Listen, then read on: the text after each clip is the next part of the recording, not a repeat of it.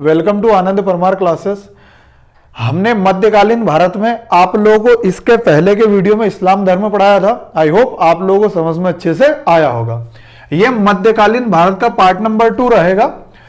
मध्यकालीन भारत के इतिहास में आज मैं बात करूंगा अरब आक्रमण की। देखिए, अरब आक्रमण भारत में कब हुए और किन किन लोगों ने किए।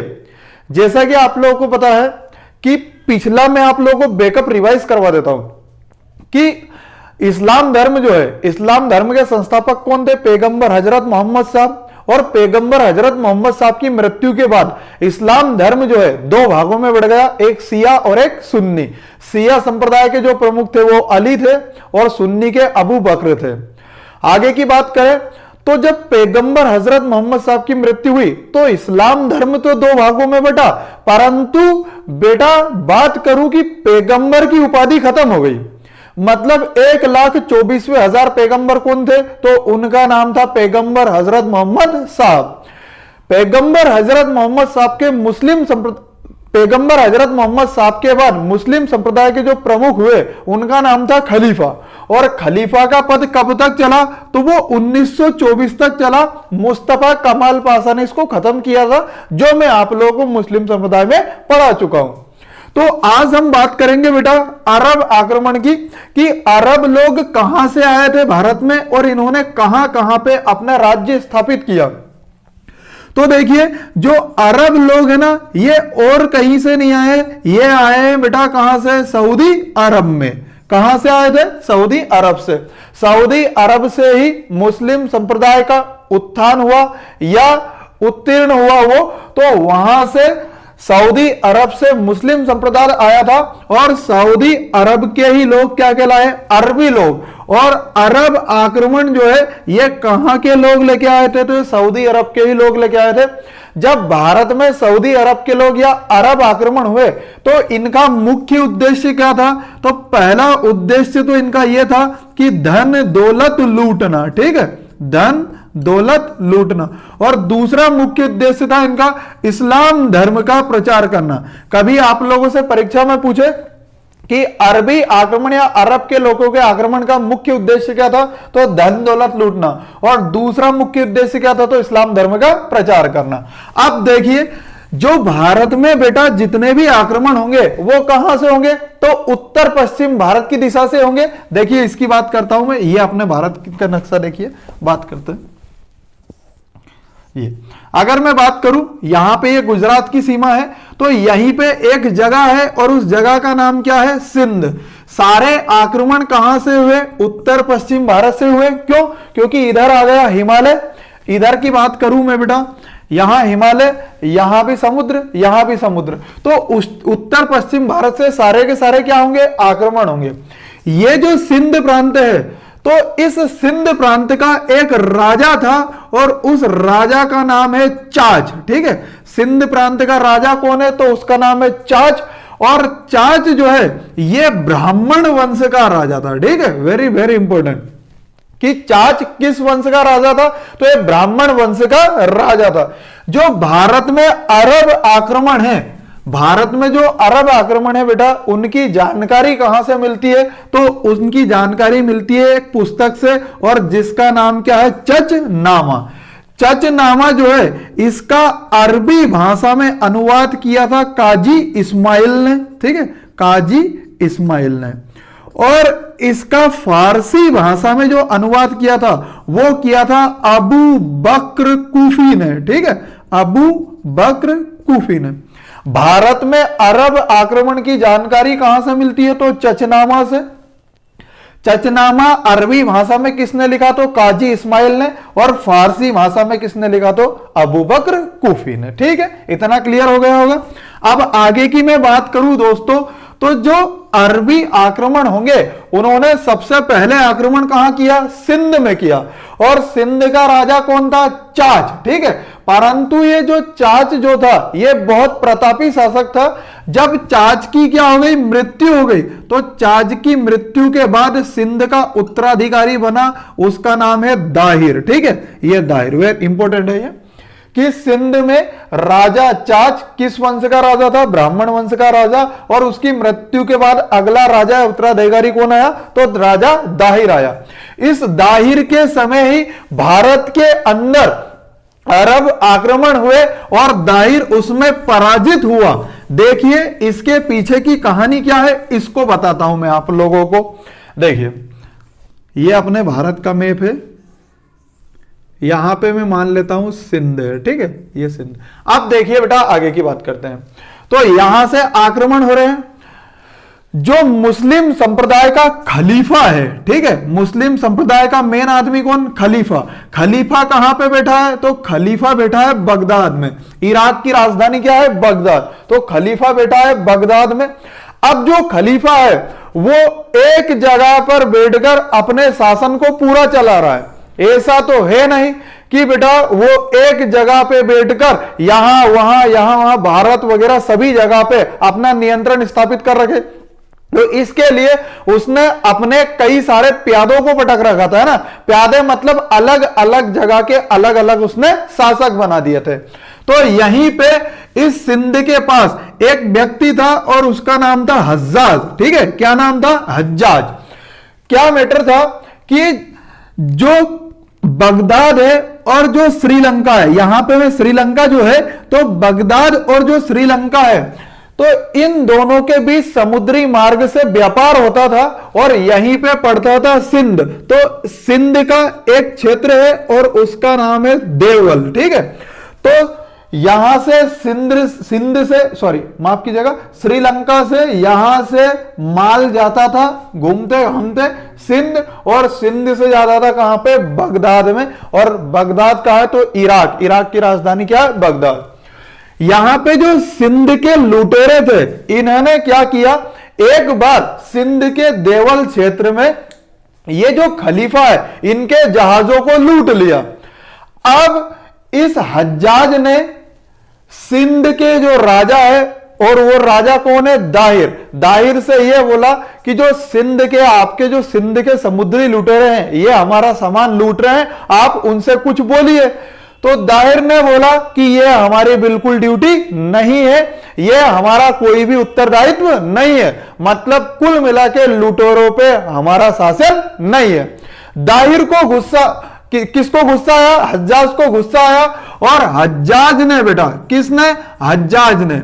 हज्जाज ने दो व्यक्ति भारत पे आक्रमण के लिए भेजे और उनका नाम है, एक का नाम तो है उबैदुल्ला और एक का नाम है बुंदेला, ठीक है। हज्जाज ने कितने लोगों को भेजा? दो लोगों को। एक कौन? उबैदुल्ला और एक कौन? बुंदेला। परंतु उबैदुल्ला और जो बुंदेला है ये दोनों आक्रमण में क्या हुए? पराजित हुए। इसके बाद हज्जाज ने वापिस भेजा एक अपने दामाद को, और उस दामाद का नाम था, देखिए यहां पे लिखता हूं मैं, हज्जाज ने अपने दामाद को भेजा और वो दामाद उसका गुलाम था और उसका नाम था मोहम्मद बिन कासिम, ठीक है, मोहम्मद बिन कासिम। और इस मोहम्मद बिन कासिम ने भारत पर पहला सफल अरब आक्रमण किया, ठीक है। अरब आक्रमण तो था परंतु भारत पर पहला सफल अरब आक्रमण था, ठीक है। तो यह प्रश्न पूछता है कि भारत पर सबसे पहले या सिंध पर सबसे पहले सफल अरब आक्रमण किसने किया? तो मोहम्मद बिन कासिम ने। किसके नेतृत्व में? हज्जाज के नेतृत्व में। हज्जाज को अनुमति किसने दी थी? खलीफा ने। खलीफा कहां बैठा है? तो बगदाद में। हज्जाज ने खलीफा से अनुमति ली कि साहब अपने जो जहाज है उनको सिंध के लुटेरों द्वारा लूटा जा रहा है, और सिंध का जो राजा है वो जो दाहिर है वो ज्यादा सैन्यपत्ति बता रहा है और बोल रहा है कि भैया हम इस मामले में आपकी कोई मदद नहीं कर सकते। खलीफा ने बोले तुरंत व्यक्तियों को भेजो, अपने सेनापतियों को भेजो और सिंध पर क्या करवाओ? आक्रमण करवाओ। तो सबसे पहले हज्जाज ने उबैदुल्ला और एक बुंदेला को भेजा, परंतु वो पराजित हुए। उसके बाद अपने दामाद मतलब गुलाम को मोहम्मद कासिम को कहां पे भेजा? सिंध पे आक्रमण करने के लिए। और सबसे पहला क्या हुआ है? सफल अरब आक्रमण हुआ। जो मोहम्मद बिन कासिम और एक दाहिर के बीच जो युद्ध हुआ उसको बोलते हैं रावर का युद्ध। ठीक है, कौन सा युद्ध बोलते हैं? तो रावर का युद्ध बोलते हैं। रावर का है सिंध में, ये हुआ था 20 जून 712 ईस्वी में। ठीक है, कब हुआ था? 20 जून 712 ईस्वी में। रावर का युद्ध किन किन के बीच हुआ? मोहम्मद बिन कासिम और एक दाहिर। कब हुआ? 20 जून 712 ईस्वी में। जीता कौन? तो जीता कौन बेटा? मोहम्मद बिन कासिम। और हार कौन गया? दाहिर हार गया। क्लियर है इतनी बात? जब दाहिर हारा तो इसकी एक पत्नी है और इसकी पत्नी का नाम है राना बाई। ठीक है, और राना बाई ने क्या कर लिया था बेटा? जोहर कर लिया था। ठीक है, मतलब अपने आप को अग्नि को समर्पित कर दिया था। ठीक, चलिए रावर का युद्ध वेरी वेरी इंपोर्टेंट। रावर का युद्ध कब हुआ? 20 जून 712 ईस्वी को। किन किन के बीच? मोहम्मद बिन कासिम और किन के बीच? एक दाहिर के बीच। पराजित कौन हुआ? दाहिर। इसकी पत्नी कौन है? राना बाई। राना बाई ने क्या कर लिया? जोहर कर लिया। उसके बाद देखिए आगे की कहानी में आप लोगों को लेकर चलता हूं, बहुत इंटरेस्टिंग है। देखिए रावर पर अधिकार किनको आ गया? अरब लोगों का। इसके बाद इन लोगों ने सिंध में एक और जगह है और उस जगह का नाम है ब्राह्मणाबाद। ठीक है, कौन सी है? ब्राह्मणाबाद। और ब्राह्मणाबाद का जो राजा था उसका नाम था जय सिंह। ठीक है, क्या नाम था? जय सिंह। जय सिंह और कोई नहीं था, यह दाहिर का पुत्र था। ठीक है, मैटर यह हुआ जय सिंह कहां का राजा था? तो यह ब्राह्मणाबाद का था। ब्राह्मणाबाद पर वापिस आक्रमण किसने किया? तो मोहम्मद बिन कासिम ने किया और मोहम्मद बिन कासिम ब्राह्मणाबाद को जीतने में सफल हुआ। अब जय सिंह हार गया तो जय सिंह ने इस्लाम धर्म स्वीकार कर लिया। ठीक है, इस्लाम धर्म क्या कर लिया बेटा? स्वीकार कर लिया। ठीक है, अब ब्राह्मणाबाद पर अधिकार किसका? अरब के लोगों का, मतलब मोहम्मद बिन कासिम का। परंतु जय सिंह के बाद एक अगली यहां पे रानी आई और वो रानी और कोई नहीं थी, वो दाहिर की दूसरी पत्नी थी। पहली कौन थी? राना बाई, जिसने क्या कर लिया था? जोहर कर लिया था। और दूसरी पत्नी कौन थी? तो उसका नाम था बेटा रानी लाड़ी बाई। ठीक है, क्या नाम था? रानी लाड़ी बाई। रानी लाड़ी बाई ने युद्ध की नीति निरंतर रखी और किसके साथ? मोहम्मद बिन कासिम के साथ। परंतु लाड़ी बाई भी बेटा उसमें क्या हुई? पराजित हुई। और साथ में इस लाड़ी बाई की 2 पुत्रियां थी, उनका नाम क्या था? तो एक का नाम था सूर्य देवी, एक का नाम था सूर्य देवी और एक का नाम था परिमल देवी। ठीक है, रानी लाड़ी बाई कहां की शासिका थी? तो यह ब्राह्मणाबाद की थी। जय सिंह के पराजित होने के बाद जय सिंह ने कौन सा धर्म स्वीकार कर लिया था? तो इस्लाम धर्म स्वीकार कर लिया था। रानी लाड़ी बाई पराजित हुई तो उसकी 2 पुत्री, एक तो सूर्य देवी और एक कौन है? परिमल देवी। सूर्य देवी और परिमल देवी को मोहम्मद बिन कासिम ने खलीफा में, खलीफा जो बेटा कहां है? बगदाद में। बगदाद में खलीफा के पास सूर्य देवी और परिमल देवी को उपहार स्वरूप भेजा। परंतु इन सूर्य देवी और परिमल देवी ने थोड़ी सी चाल चली और इन्होंने बगदाद के खलीफा से बोला कि आप हमारे आपके पास आने से पहले मोहम्मद बिन कासिम ने हमें अपवित्र कर दिया है। इस पर खलीफा को बहुत ज्यादा गुस्सा आया और खलीफा ने आदेश दिया कि मोहम्मद बिन कासिम को मेरे सामने बुलाया जाए। और बुलाया तो जाए परंतु उसको बेल की खाल के अंदर भर के लाया जाए। अब मोहम्मद बिन कासिम क्या हो गया? डर गया। तो मोहम्मद बिन कासिम ने डर के मारे खुद को बेल की खाल के अंदर बंद कर लिया और उसका दम घुटने के कारण उसकी क्या हो गई? मौत हो गई। तो रावर का युद्ध कब हुआ? 712 ईस्वी में। किन किन के बीच? दाहिर के बीच और मोहम्मद बिन कासिम के बीच। परंतु 714 ईस्वी में ही, कब? 714 ईस्वी में ही मोहम्मद बिन कासिम ने खलीफा के डर से खुद को बेल की खाल के अंदर कैद कर लिया और दम घुटने से उसकी क्या हो गई? मौत हो गई। इतना क्लियर है बेटा? ब्राह्मणाबाद की रानी कौन थी बाद में? रानी लाड़ी बाई। ठीक, अब अरबी लोगों का जो प्रभुत्व है वो सिंध पर तो हो गया। सिंध का एक जगह उनने कौन सी जीत ली? रावर जीत ली। एक उन्होंने कौन सी? ब्राह्मणाबाद जीत ली। उसके बाद अरबी लोगों का मुल्तान पर भी अधिकार हो गया। परंतु भारत का वापिस अगर मैं मैप बनाऊं, देखिए भारत का वापिस मैप बना के देखते हैं अपन जी।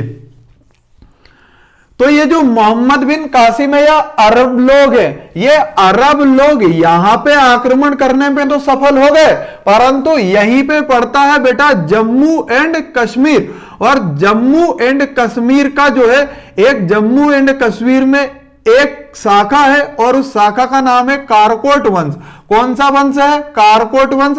और कारकोट वंश का राजा कौन है? उसका नाम है ललितादित्य। ठीक है, यहीं पे बेटा राजस्थान में एक वंश है और उस वंश का नाम है प्रतिहार वंश। और प्रतिहार वंश का राजा कौन है? तो उसका नाम है नागभट्ट प्रथम। ठीक है, नागभट्ट प्रथम। इधर ही दक्षिण में बेटा एक वंश है और उस वंश का नाम है चालुक्य वंश। ठीक है, कौन सा वंश है? चालुक्य वंश। और चालुक्य वंश का राजा कौन है? तो उसका नाम है पुलकेशिन द्वितीय। ठीक है, जो मैं आप लोगों को प्राचीन भारत में पढ़ा चुका हूं, दक्षिण भारत के इतिहास में। तो देखिए, कारकोट वंश का है जम्मू कश्मीर में राजा कौन? ललितादित्य। राजस्थान में कौन सा वंश है? प्रतिहार वंश। राजा कौन? नागभट्ट प्रथम। चालुक्य वंश का राजा कौन? पुलकेशिन द्वितीय। और चालुक्य वंश जो है यह दक्षिण भारत का वंश है। ठीक है, ये तीनों राजा बहुत ज्यादा बलशाली थे और बहुत ज्यादा पराक्रमी थे, बहुत ज्यादा साहसी थे। इसलिए अरब के लोग इनको असफल करने या पराजित करने में असफल हुए। ठीक है, मतलब कुल मिला के अरबी लोग जो है इन राजाओं को पराजित नहीं कर सके। इसलिए अरब के लोगों ने अपना शासन ज्यादातर कहां पे रखा? तो वो सिंध के प्रांत में ही रखा। ठीक है, ये पूरा का पूरा अरब आक्रमण था। अरब आक्रमण बेटा बहुत जल्दी आया और बहुत जल्दी ही खत्म हो गया। अरब आक्रमण का भारत में ज्यादा कुछ देन नहीं है, बस एक खजूर की जो खेती है, वो खजूर की खेती और एक ऊंट पालने की प्रक्रिया, ये देके कौन गए थे? तो अरबी लोग देके गए थे। अरब लोग कहां से आए थे? तो ये सऊदी अरब से आए थे। अरबी लोग जो है भारत से क्या लेके गए? तो एक व्यक्ति है ब्रह्मगुप्त, और ब्रह्मगुप्त के दो ग्रंथ है। ठीक है, कौन कौन से हैं? एक तो है ब्रह्म सिद्धांत, एक है ब्रह्म सिद्धांत, और एक है बेटा खंडना खंडयक। ठीक है, खंडना खंडयक। एक ब्रह्मगुप्त के दो ग्रंथ है, एक ब्रह्म सिद्धांत और एक खंडना खंडनायक। इन दोनों को अरबी लोग सऊदी अरब में ले गए भारत से, और इस ब्रह्म सिद्धांत और खंडना खंडयक को अरबी भाषा में ट्रांसलेट करवाया गया या अरबी भाषा में परिवर्तित किया गया। और इस अरबी भाषा में इसको परिवर्तित तो किया, परंतु किसने किया? तो उसका नाम है बेटा अलफ जारी। कौन है? अलफ जारी। तो अलफ जारी ने ब्रह्मगुप्त के दो ग्रंथ, एक ब्रह्म सिद्धांत और एक खंडना खंडयक को अरबी भाषा में परिवर्तित किया। इतनी बात क्लियर है? तो ये पूरा का पूरा जो हुआ ये था बेटा अरब आक्रमण। इस अरब आक्रमण के समय ही इस अरबी लोगों ने बेटा कहां पे? ईरान में भी आक्रमण किया। और जो ईरान के जो लोग थे, जो मुसलमान थे, वो ईरान के लोग डर के मारे या इनके युद्ध से या इनके आक्रमण से परेशान होकर ये जो ईरान के लोग हैं ये भाग गए कहां पे? तुर्कमेनिस्तान में। ठीक है, कहां पे भाग गए? तुर्कमेनिस्तान में। और ये जो तुर्कमेनिस्तान के नए मुसलमान है इनको बोला गया तुर्की मुसलमान। ठीक है, क्या बोला गया? तुर्की मुसलमान। तो अरब आक्रमण के बाद ही एक नया आक्रमण भारत में देखने को मिलेगा, और वो कौन सा आक्रमण है? तुर्की आक्रमण या तुर्की मुसलमानों का आक्रमण। तुर्की लोग और कोई नहीं है, तुर्की लोग कहां के लोग थे? ईरान के। ये बेटा अरब आक्रमण से परेशान होकर कहां चले गए थे? तुर्कमेनिस्तान में चले गए थे। अरबी लोगों के पतन के बाद लगभग अरब के लोगों ने 781 ईस्वी तक भारत में शासन किया। उसके बाद भारत की जलवायु इनको पसंद नहीं आई, तो ये भारत छोड़ के चले गए। मौके का फायदा किसने उठाया? तो तुर्क लोगों ने, जो ईरान के थे वो तुर्कमेनिस्तान में दबे हुए थे, फिर उनके पंख निकल आए और वो कहां गए? तुर्कमेनिस्तान में। तो अब अभी अपन ने पढ़ा अरब आक्रमण, इसके अगला जो लेक्चर रहेगा वो रहेगा बेटा तुर्क आक्रमण का। ठीक है, तो तुर्क आक्रमण में कौन कौन लोग थे? तो तुर्क आक्रमण का पहला व्यक्ति था अलप्तगिन। इसको मैं अपन पूरे अगले लेक्चर में डीप में पढ़ेंगे तुर्क आक्रमण को।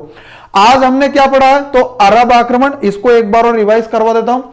अरब आक्रमण कहां से हुआ? तो सऊदी अरब के लोग रहने वाले थे।